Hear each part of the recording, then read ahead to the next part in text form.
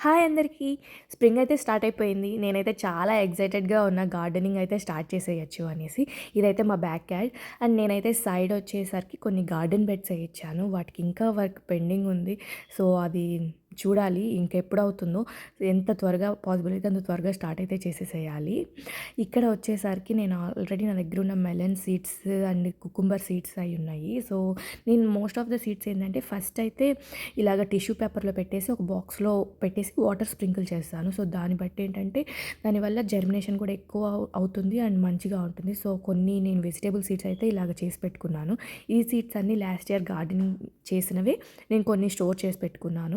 And last week grocery స్టోర్‌కెళ్ళినప్పుడైతే నేను ఒక pumpkin తెచ్చుకున్నాను. ఆ పంప్కిన్ సీడ్స్ కూడా ఇలాగా టిష్యూలో పెట్టేసుకున్నా. ఎంత మంచిగా జర్మినేట్ అయిపోయి రూట్స్ అయితే ఫామ్ అయిపోయాయి. లీవ్స్ కూడా ఫామ్ అయ్యాయి.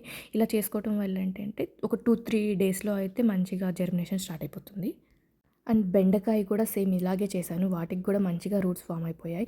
సొరకాయ, కుకుంబర్ ఇంకా వచ్చేసరికి డ్రమ్ స్టిక్స్ ఇంకా చాలా వెజిటబుల్స్ అయితే పెట్టున్నాయి. ఇంకా ఫ్యూచర్ వీడియోస్‌లో అయితే మీతో షేర్ చేసుకుంటా నేనేమేం ప్లాన్ చేశాను అండ్ ఎలా ప్లాన్ చేశాను అన్నది.